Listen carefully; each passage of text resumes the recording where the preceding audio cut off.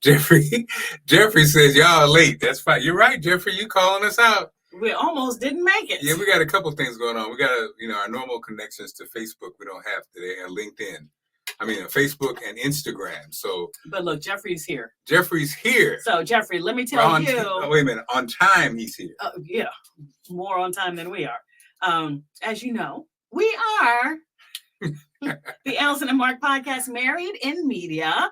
We're so happy to be with you this afternoon. So much to talk about. So much to talk about. We have been absent, I think, for the last week and then this week, right? So we didn't do one last week? No, I don't think we did one last week. Lots going on, y'all. So we didn't do one last week, but we are two Gen X media pros who happen to be married with 3 grown kids. And we talk about everything from politics, especially right now, to pop culture, a lot in between, basically a whole lot of love. And Jeffrey, you might be our guide today because, again, we're missing our Facebook family today. But look, let's just it's interesting because Jeffrey's in on Facebook. Jeffrey, are you a first timer? Because it's interesting on YouTube. I mean, and because again, I see the little YouTube thing, and normally I don't get to see that, so it's good. So, so as far as we said politics, babe, I'm gonna have to hit this off. What a difference a day makes. Pretty. 29 little hours, 24 little hours. So it went from, it's crazy, right? I mean, I think that the energy around the Democratic Party is off the chain.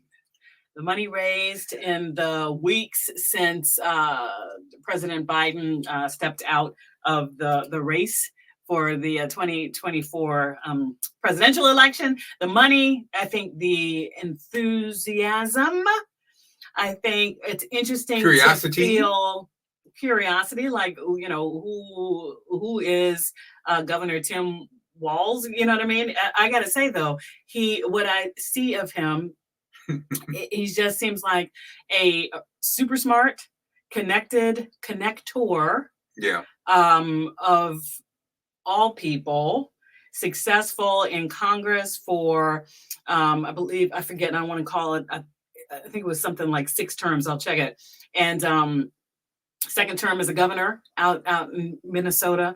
It just seems like a connector. Plain, like I love his approach. He was a coach and a high school teacher, and it just seems like an interesting fit because I think that sometimes Vice President and presidential nominee Kamala Harris can come off like if you don't know that kind of woman. Right. She might come off like, okay, now who is this? It reminds me of like when the Cosby Show was on and people were like, you know, people aren't really like that. You know what I mean? Black people aren't really like that. And you grew up in a neighborhood like that. I grew up not in a neighborhood with people. And we all know, I mean, you know, we all know a person like Kamala Harris, as far as she might have been your teacher. She might have been the lawyer. She might have been whoever. But him coming in with his approach and then her approach. And it's interesting. It's interesting to see the reaction from the on the other side.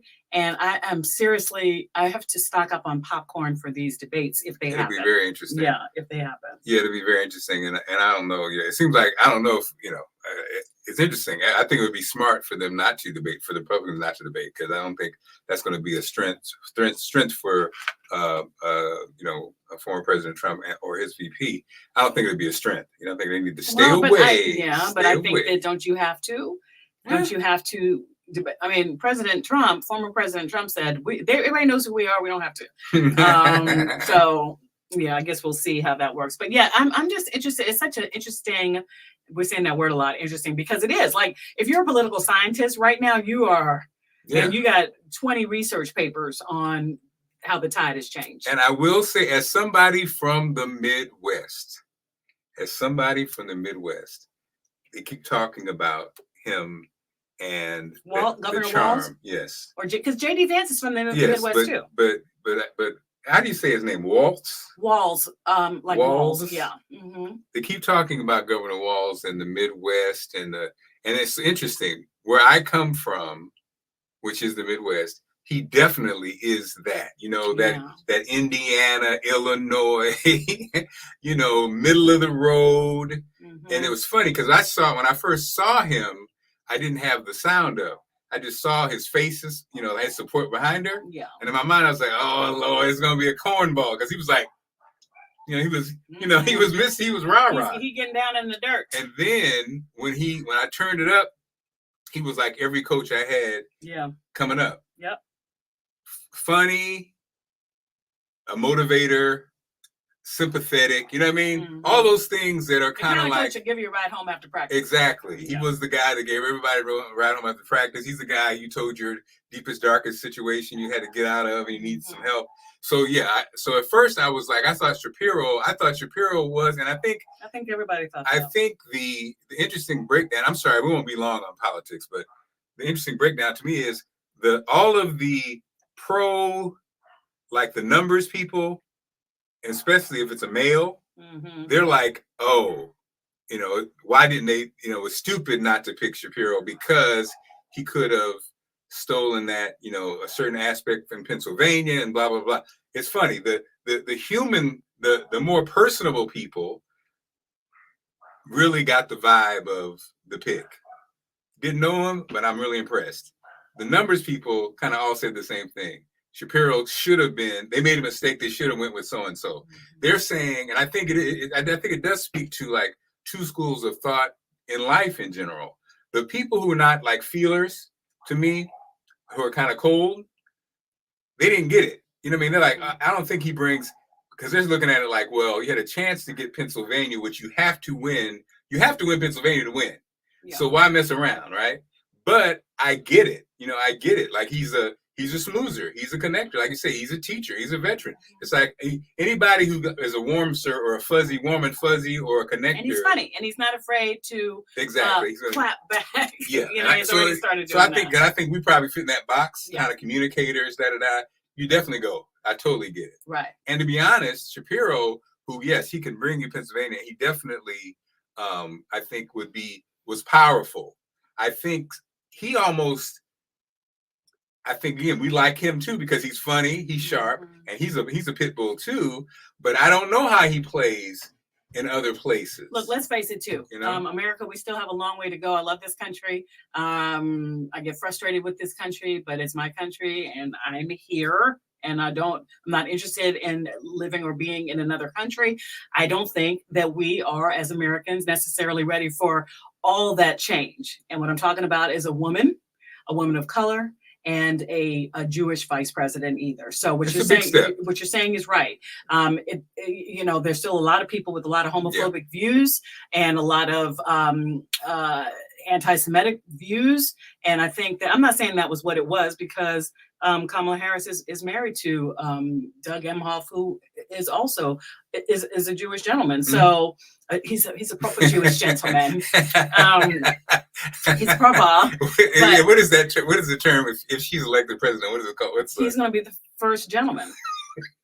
He'll be the proper first gentleman. I love it. Thank God I married a smart and beautiful woman. Yeah. So anyway, so we'll see. Here's my thing: I hated to even post anything when Kamala Harris got the nomination, when the ticket was then, because sure enough, on my Facebook, here comes somebody. Trump fans 2024. Okay, this is not the space for that. And I actually got people on my Facebook saying, block her. Right. And then she was like, why block me? It's a free country. First of all, you don't even follow me. You saw this. I reposted, I think a CBS report or AP report about the vice presidential pick. And first thing out the gate, like no reaction to that, but just, Trump Vance 2024, which was sadly a divisive comment. That's what you think of when you think of the far right in the Republican camp with the Make America Great Again folks. So you knew what you were doing. I did not block her. No. Let it simmer. Let it do what it's going to do. But that was not the right time. And I'm like, who was this? Was this Wonder Woman with the bracelet? I'm a blocking fool, and I will be. Say something racist. Say something sexist. Say something just outlandish, whatever. Somebody on my thing said this is, they called her, so disrespectful, called her camel toe and the hawk tui guy. Hawk tui is a really nasty thing. They called the girl. They called her, but they were calling him that basically, and her camel toe. This is on my Facebook page. Like, I'm not going on your Facebook page. Why? Because it gets a lot of traffic from folks that are in my Facebook family, and then people comment. So I'm on the block and spree, baby. But in all fairness, baby, the person with the little slogan, I don't know if that's that aggressive. It is aggressive, but I don't know if it's not offensive. I post. Whatever you Kamala posted, Harris, they're the rah-rah. The only thing that she posts was blah, blah, blah. was Trump Vance 2024. Yeah. Now this is not the space for that. I'm not saying who are you voting for, because that's not my business. I wouldn't ask that question. Yeah. I'm saying this is the information. Yeah. I'm just saying it's not offensive. It's like, just like when we just did. It was meant to instigate, meant to divide, meant to be. I put out a statement that says, this is the ticket. This is who the presidential nominee has chosen, and the only thing underneath that she says is Trump Vance 2024 with an American flag. Yeah. Okay. I get it, baby. That's it. So, but it sounded like you were saying it's not. It shouldn't be. It's a segue. It shouldn't be offensive. It shouldn't be offensive. But in this climate, it is an incendiary thing to do. I'm sorry. It is. Okay. Yeah. Well, I want to segue. Fire! Yelling fire! Well, I don't know, babe. Because, like, for instance, this weekend we were out. This past weekend we're out. You're out doing your thing with the Commanders. So we're out here today with the WUSA 9 tent is here. This is Kids Day for Commanders Training Camp. We are the official Commanders station in Channel 9. So we got to be out here. I'm out here with Topper. I'm late. I'm supposed to be here at 9. But it's cool. I don't know how to bake guitar though. All right, let's go Commanders. Had a great time. About this?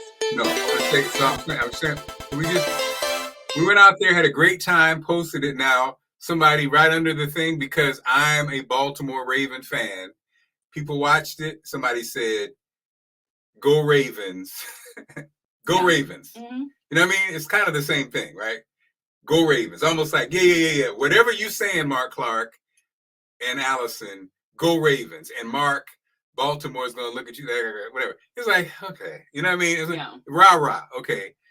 And then that was the only thing we did this weekend. What else did we do this weekend? We were out in the streets of, not Silver Spring, but in the streets of... we went to Wheaton. Wheaton. And so got a little list now. It was Caribbean, Heritage Festival.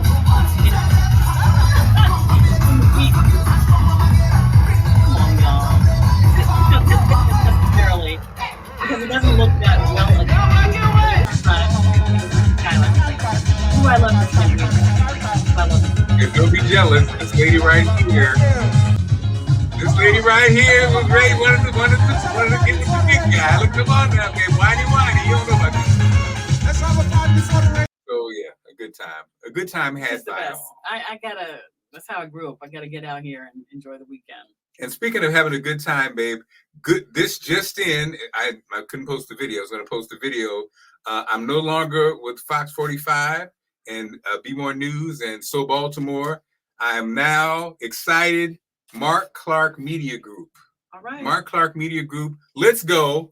It's all these, conversations or times that I've started and stopped. This is a chance to really go at it, really grow on our podcast. Some other situations. I had good news. I had a couple meetings today, and I'm really excited. Okay. I'm really excited. Yeah, I feel like, I definitely feel like sometimes things are sort of so seemingly out of the blue that you just got to be like, wow, I can't wait. I just will never forget my sweet dad. Today is my father's birthday. Oh, wait a minute. Don't get me emotional. What's up, Dad? Oh, wow. Really? Today is Papa's birthday. Wow. And it's already been weirdly 6 years since he passed crazy. away. Get the math right. Like, yep, 6 years. It feels just like yesterday. Time is like in a weird pattern right now. It feels like that. If you ask me, when did your dad make his transition off the dome? 2 years ago. No, it's been 6 years, and he had 102 sayings that we live by to this day that Yes. we quote. And one of them, or one time, I just will never forget, we were headed down south for a beach week vacation. And the best times were when we were able to take him with us after my mom passed for like 2 years. He was with us, and our car broke down on the way down. Now, when we go, is almost all the way down in Georgia. It's way down in South Carolina, right? Mm-hmm. And so the car breaks down, and it's hot. It is so hot, and he's sitting there in the car, and we're waiting for the tow truck to come and all of that. And he says, "Wow, well, I can't wait to see what good comes out of this."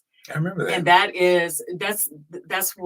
that's what we live by. And so when you said, well, I'm not going to be with the TV station anymore, which beautiful job, beautiful opportunity at Fox 45. I was like, well, I can't wait to see him. I cannot wait to see what good comes of this. And that's why I feel about it. Let me just say this again. Don't even do it. It's okay. I'm just going to say, what are we going to do? I have a friend. I have the most amazing wife, period. It's not a contest. I have the most amazing wife, period. Okay. Thank you so much. I do. Because everybody, of course, everybody said, well, how's Allison? She's fine. Yeah. The best wife ever. So, speaking of wives, saw this online, babe. I wanted to get your take on this. Okay. I think I know your answer. The minister is giving advice. This minister is telling, as all good ministers do, they give advice to the flock. Sure, that's what they do. And so if you're in the flock, babe, do you agree with this advice? I just don't like this. I just don't like that. For you to turn around and look her right in her God-given eyeballs and say, shut your mouth. Your wife's talking too much. Just shut up. But if you're the man you ought to be, you'd have been doing that all along. You're supposed to lead your house. You're not supposed to follow her.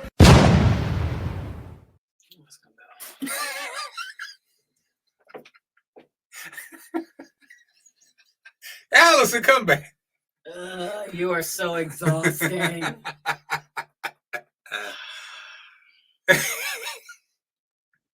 You are so exhausting. Here's how I feel about it. Here's how I feel about it. I'm gonna be 100%. Okay. We're gonna keep it 100%. Keep it 100 with you. As long as we have people spewing this bullshit. Okay, then we're going to have a society that does not value women. Man. That does not value the difference of opinions. Yes, we are both in here. What does that even mean? What does it even mean? Look, my daddy was a minister. Okay, yes. Never once did he say, "Shut your." I wish he. Shut your mouth and do what I say because I'm the leader of this household. How unkind. How outrageous, how we have daughters, okay? To marginalize and minimize and diminish a whole opinion or thoughts or contributions to a house because of some antiquated idea, right? When women couldn't vote or have credit cards or buy anything in their name, this is 2024, and that never, we look at some ancient civilizations where we have women and men running things, right? That really gets me so upset because you know what that leads to? Shut up. Oh yeah. Now I'm on the ground like, okay. And now because I don't have a job because I'm waiting on, look, it's fine. People stay at home, men, women, one income. If you're, that's not my business. But what I'm saying is when you have that attitude, what's next? You didn't shut up. Okay, here we go. Now what's your rights? Don't get me started. I don't even know now, but very recently there were rules on the books that allowed men to it wasn't rape to do whatever they wanted sexually Oh, to yeah, their yeah. so Couldn't be shut charged with it, man. your mouth, little man. Get from behind the pulpit and be a real man and understand and recognize and value what your wife is saying, or give her the right, if all it is, to be like, shut your mouth. I cannot do it. It is so, for me, it is so, it's exhausting. Yeah. And look, if your beliefs are that whole, in the Bible, women submit to their husbands and all, I'm not even, that's on you. If that's your household, that's not what I'm coming for. But this advice from the pulpit, so you have a weakly ass man now go home, and because he thinks his wife, who is going out to work and then coming home and trying to tell him to get his ass off the couch and please, can you please do something? And she's nagging him and shut your mouth. Nah, bruh. Just because you're born with different parts does not make you does not allow you to disrespect anyone. And that's what it comes down to. Yeah. It's saying you don't have to respect women, period. Because if you think that ends with that person's household, that guy, this minister tells him to do this. He goes home, he inflicts this dominance over his wife. But he can't do it at his job when his boss is a woman. So where's that anger go? Yeah. I'm over it. And that's how I feel about it. And I hate to get upset and drop the cusses. But doggone it makes me mad. I did, the part I think Shut your mouth, because I think the part about I wish Facebook was working on that. You need to save that comment from when Facebook is working so we can get some debate going on. Oh that. yeah, well, it isn't even a debate. I think it's some men well, truly believe that. And here's my thing: that's I'm not in your home. I'm not saying, like, if you want to do the whole, I don't even know where where it is in the Bible, but the whole submit thing. If that's your thing, that's your household. Do that. But I got a problem with this as a teaching. I got a problem with this man, and that's what he is at the end of the day. He's a preacher, but he's a man. So I got a problem with this man doing this blanket thing, and the little girls in the congregation say, "Okay, yeah, come on now, please don't." Religion has been used. My daddy was a minister, so I can look. I'm not saying this out of turn. I'm not like an atheist just talking out my behind here. Religion has been used to control. Yes. For centuries, and still going on now in 2024. Nope. Yeah, the lack of humanity. Because look at what look, Handmaid's Tale. Look at what it leads to. In an extreme case, look at what it can lead to. So I think that's highly irresponsible. It makes me angry and sick, and he needs to shut his damn mouth. All right, we're gonna wrap it up, baby. You knew that would get me upset. Let's talk about the Olympics. How the United States has dominated the world. Okay, so you actually talk about it every morning. What's your favorite so far? Oh, you gotta talk about Simone Biles, coming out of, and okay, so this is a perfect example. Just the blending of the two things before we get out of here, for our two loyal listeners right now. But perfect. Simone Biles, last go around in the Olympics, says she gets I think it's called the twisties. And like mentally she's not there. And I guess when you get that, like you're just off your game. So she bowed out. And, you're thinking, okay, well, she was wonderful. She was great. And let's see who comes next. Well, guess who comes next? Simone Biles. After getting married, so I think she's like 27 years old. 27. And just dominates again and just makes the United States so proud. And then there's a comment from some political people. Now we're in an era now where we value mental health, right? But now you have some politicians coming out, and now this is a whole stream of consciousness with the politicians. Basically, we applaud this weakness, and that So what's the truth here? And why were they talking about it when it happened last time? It happened this time. It did not happen. No, but they're saying that oh my God, we love you, Simone Biles, because you took care of yourself, and then you came back, and they're saying that should not be applauded. I didn't even understand. I didn't even take time to listen to the BS they were talking about, because it was ridiculous. What she was doing this year is amazing. So that's how they were framing it. Like, we celebrated the fact that she got mental health help. No, that she they say like she was basically showed weakness. Yeah, she quit. That's what they kind of focus on, but they not discounting the healing and discounting the mental health aspect. Yeah. And so this is what we're talking about, like, and why people don't sometimes talk about it, because they don't want to be judged and all that kind of stuff. But moreover, aren't we in a space where we value the need for or the importance of good mental health? Amen. I thought we were in that space. Yeah. So no, it's shown as weakness. And what I'm realizing is that weak thing, we got to talk about this again when we're back up and running full speed. But what is it with this concept of you're weak if you vote this way? How old is that? Or like this preacher just did, you're weak as a man if you don't run your house with an iron fist. That seems to be a common common thread here. And the part that really is funny about that is when you look at the elected officials that talk that way, that's the part that's funny. The part that's funny. Yeah. You were a scrub. You never won nothing. You never busted a grape. You never were. Mark loves that phrase. You never were desired. You were never You never was him. You never were her. You were always on the outskirts. I mean, I'm not gonna name names because I can, but you know what I'm saying. Mm-hmm. What's my man's name? Been around forever. Effeminate, Republican, blonde hair. You know what I mean? Like, dude, you never got picked first in any team sport. And they talk this hard game. And you know, Ted Cruz, are you serious? You guys ain't the vice president, man. Now, just because you're out of TV doesn't mean you can name names. I can name names now, don't matter. You can do it. Yeah, I'll just be over here. I'll be in the back. But you know what I'm saying? Yeah. The irony of it all is, dude, you got punched in the chest every day. You were the manager. You weren't the star ever. That's why. And you're talking all this. It's like you say, it's all this, just like that minister. That minister was never the guy. Nope. You know, when it is the guy, it is much more powerful. When Arnold Schwarzenegger said whatever, and he was actually moderate. You know what I mean?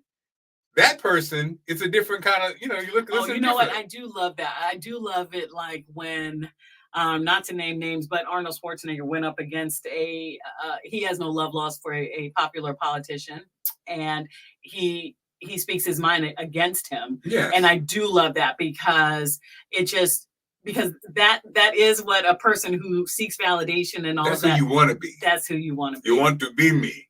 That's who you want to be. All right. So. All right. Well, so to our two, slanted. So to our two, right? That's why I'm saying you don't say names. Sorry, guys. Sorry, y'all. 200,000. Final words, baby. Final words is can we post this? The radio back. Can we post this on? Of course. Facebook? Okay. And we're back. We're doing our radio thing. We'll continue to. Well, I never ramp said up our radio thing. So. Yeah, we never did stop. So never mind. Brand new content, put it that way. Okay, well, we're happy. We're trying to be back all the time. It's a new era, and yeah, how you feeling? Good. Feeling all right? Yeah, I think actually for the people, the hundreds who will watch later, the thousands who will watch later. Yes. How are you feeling in this time of transition? Because it's not easy. I feel good. I think actually what's going on, baby, there's some rumbling, I think so. I can't, for legal reasons, say exactly what happened. You don't need to say what happened. What I'm saying is, that's the new thing. Is how does it feel? What I'm saying you're in this little piece right here. Yeah, this little piece right here. I think, like you said, I was just thinking about this. Look at this. How many podcasts and how streaming has grown. Streaming is, hey baby, it's neck and neck. You know, there was a time when you said streaming and this and that. When I remember in the basement and nobody, you'd be like, what? Even like with our radio station, it's on, 100 hip hop and R&B. It's a website. There was a time when people were like, I don't get it. Now people get it. I always say that interview, the Cat Williams, Shannon Sharp interview was a transition where the older crowd, especially the older Black crowd, was tapped into streaming. Because after that point, people just be, TV, it was on TV. If you said it was streaming, I remember I was at a restaurant the first time they streamed, NFL game on, what do we buy? Amazon. And it was it was amazing because imagine there were grown men sitting at the table and they were sitting there, ordered their wings, and they're like, yep. So they had never really done it before. So you saw them get their phones out. There's one person that knows how to do it. Mm-hmm. And so they're like, I don't know about this. This is the game. It's time to start the game. So when it starts, so he pulls it up. And so I look back 10 minutes later, everybody are eating their wings, not looking at your phone. And it's like, oh, I like this concept. The death of society. Right. Yeah. And then they put it on here, but you know what I mean? It was like, it was like a moment. And now those same people who I'm sure as they drove to meet each other to have these wings were totally against it. They were like, you know what? I can actually work in the shop and have my phone and watch the game. I can actually go on vacation. So, it kind of clicked. So I think I'm in a space where I know that our podcast and other activities we want to do, they may or may not be on traditional television, but they can also be streamed and get an audience. Unlike tonight when we're off our other platforms, but so I feel good. Okay. Because mainly I got the baddest chick in the game wearing my chain. I want to know how you feel emotionally being in this space, because I think our strength for the two people on here, I think our strength is being 100% real, and I think that there are plenty of people who are in a state of transition. I'll talk about when I was in my state of transition. It can be a scary feeling. It can feel like why has this space been created? It can feel like, will I ever be exactly where I want to be again? Because I thought this other thing was secure, and how will I muster the faith to continue when it feels like the rug has been pulled out from underneath me for whatever reason? Okay. That's what I want to ask you. Okay, so I will say this. And it's nothing about the particulars of anything. I'm talking about how do you feel? Yeah, no, I'm okay. And I was talking to a friend, and he went into brother, you got to be careful. I don't want you to slip into depression. The whole the thing. But I think, and you know me. Yeah. You know me, and you'll say I have no high, no lows. Right. I think the reality was, after the Big Fat Morning Show, radio show in Baltimore, which was 2000 to 2008. Yes, radio, which is my first love, my passion. After that, I missed the show, but I learned about myself, which I think was such a blessing, and I think it happened on my way to the Big Fat Morning Show. Was when I met you in St. Louis. Was I had given my whole life to radio as a young man, with the plan of getting there to the bigger place. Mm-hmm. And ironically, it was in St. Louis. So up to that point, I dated people. I led with it. We just started dating. And I'd say, let's say you're one of the early people.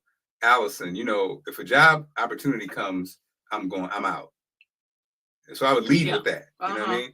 And so it was in St. Louis where I'm doing the show. We're number one. I'm super popular. Blah blah blah. Check ain't nothing. And they did the general manager. He came and he dressed me down. He told me we were trying to get some more money, and whenever my partner, who was the lead of the show, said, "Mark, I want to split it 50-50 with Mark. He needs to be on the show. He needs this and that and that. He's that important to me," which was what a blessing. Tony Scott. What a blessing. General manager comes back and says, "Well, hey, Mark." I didn't say this. Tony said it. Mm-hmm. He said, "Hey, Mark, I talked to the program director. He said you're not that important. He said Tony's a star. And he says that your name's not going to be on the show, and you're not going to share the pay." Mm-hmm. Just want you to know. So he basically, slapped me in the face with his crotch for no reason. And then at the end of the negotiation, I'll never forget, the plan was we were going to, again, we went in with an agent, and at the end of it, they gave Tony his money and a brand new computer. And they gave you and I just walked out 2 donuts and a kick in that rear end. Yes, here you go. Enjoy that 30. And so at that point, babe, that was my wake-up call, I think, that broke me from the connection to this is me, like radio, Mark Clarke, it's me. Mm-hmm. So then that's when I met you. I put my guard down. Up at that point, I wasn't even, it wasn't a priority. I let it down. I followed you out to here and landed the biggest job of my career. So believe it or not, when the biggest job of my career got taken away, it was over. I think the biggest problem people have is they have made that job them. You know what I'm saying? Now you preaching. And so I think that's what that's the blessing is. I'd already been through that, but I didn't do that. Now you're preaching. It was the biggest paycheck. It was I built a family. We built this house, but it wasn't like, when you say Mark Clarke, I'm not just the radio guy, just the TV guy. So I already have been through that. Yeah. And so as you know, the segue into TV, the crazy part about the TV thing was it was perfect. It was a perfect job doing what I love to do. Touch the community, be myself, be a messenger, or share a story. Off script. Storyteller. Mm-hmm. So I'm in this perfect scenario. And you're just now it's a time of transition again. Yeah. So for whatever reason, so we don't know, but all of the skill set, everything that you did, the people that you touched that you don't even know who those people necessarily are yet. And you asked me about my party word. Thank you for sharing that, because that's just an important reminder. This thing can get taken away. It's all an illusion. What matters is What matters is who, what you give out to the world and how you react to when these perfect situations get taken, because there's no really taken. That's the other part. There's no really taken. Exactly. It just is what it is. So this is the lesson here. This is my lesson. This is, I think, what you're gaining your lesson too. But let's not get it twisted. And you hate when but I'm going to say the difference between my situation and most, I want to say most, babe, is I have a wife that when I have the kind of wife where I can genuinely, that's when I got let go in 92Q, I just wanted to be with you. I just wanted to be with you. I just want to be with my family. Amen. The thing was over. Come home, be with Allison. And I didn't have that, everybody's like, including my mother, my late mother, everybody was worried. They were like, because a lot of times that's the end. The money goes, whatever. You hear these people. With you, now I could have been wrong, but I had a reason not to be. I had no doubt that you would love me just the same. Mm-hmm. And you did. I came home. You weren't like, what are we going to do now? I mean, I'm sure you had to think that. And so you know what we did? And this is like, this is it. This is 100% transparency. We had to, we drained our 401s. We, any money that we could get in different savings, we had to drain that, because the market dropped at the same time. The market dropped. You were definitely the moneymaker of the family. And it's just like, that's what bothers me, I think, about that preacher, because that's not, for me, a true marriage and a true partnership. Right. Sometimes you're up, sometimes you're down. God willing, when you're down, I'm up.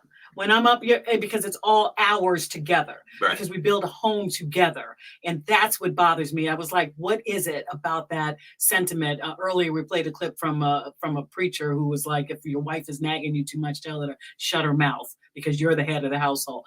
No.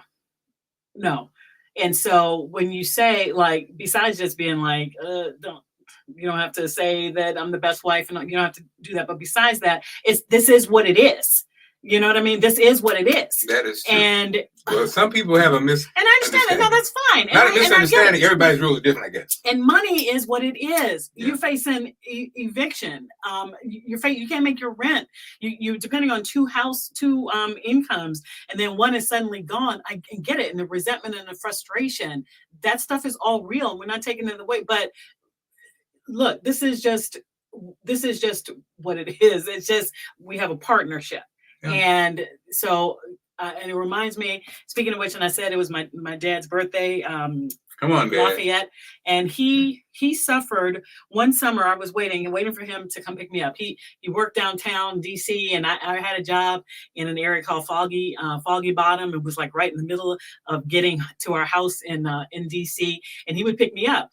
And one day he picked me up, And we drove an old 67 Volkswagen Beetle, and the top was down. It was so hot. And I was standing out with a friend waiting for him to come pick me up. And I noticed the car was swerving over. This is a busy DC streets. It was swerving around, and people, were blowing. And then I looked in the car, and Papa looked out of it. He didn't look like himself. And let me tell you something. Lafayette was a handsome heck of a man. And that was that Memphis, baby. Okay, that was that cornbread and collard greens. I wanted cornbread. That was my daddy. And he looked weak. He didn't look the same. And my friend who I was standing with said, "Is that your dad? Like, something doesn't look right." So he pulls up, and this is going back to your comment about what you wanted to do after you were laid off. He pulls up, and I'm like, something right. I said, "Papa, let me drive. Something." And I'm a daddy's girl. Let me drive. He's in the car. He begins to be sick. I could see that his briefcase, which was a leather briefcase, his books had been thrown in haphazardly. He was very fastidious with his stuff, not a neat freak, but he liked his things like he liked his things, and nothing was right. I realized he was either having a heat stroke or he was having another sort of medical emergency. We're driving through the park. We're almost home. I am in tears. I'm panicking. Got this man right here. He is, I don't know if you've ever seen anybody, going through a stroke, like stroke symptoms. And I said, "Papa, I'm sorry. I got to get you to the hospital. He said, "Just take me home. I want to see my wife." He said, "I want to see my wife." And so if you think I'm a good wife, I learned it from my parents. I learned it from that moment when he could have lost his life, and all he wanted to do was go home and see his wife, which is reminiscent of what you said. I just want to go home and see my wife and be with my family. And that's what it's about at the end of the day. And I'll leave you with this. The last time I went to church was before Joe Biden dropped out of the race, and I felt like American politics was in a real weird state of flux. And the minister, Michelle Haggins, she said her message was, God or faith is in the intersection of the planned, what you planned, and the interruption. In the intersection of that is God. But you got to have faith. And my dad used to say the faith of a mustard seed. And so that's why I know that everything is going to be all right, that we're going to be victorious. Yes. At the end of the day. In all of it, good will outshine the bad, period. And so that's where that comes from. And that's all I got to say for our faithful 3 people with us today. We love you, Jeffrey. Maybe it's okay. Yes. Yep. Sky's the limit. God bless you too, Jeffrey. Yeah, this has become USA. God bless America, and and how to come back from a setback. Jeffrey, thanks for rocking with us, man, and everybody else who watched. All right, that's it. Every Wednesday. That's it. We'll be in full force next week. Okay, full force. Full force. Here we come. Oh, you know what? We might be we got a couple live events coming up. Okay, well, we don't know the specifics. Yeah, so I'm saying it might be our first one. Might be next weekend. Okay, next week, not next Wednesday. I'm sorry. Okay, well, you got to give me some time to get it together. I don't know about that. All right. All right, love you. Thanks, guys.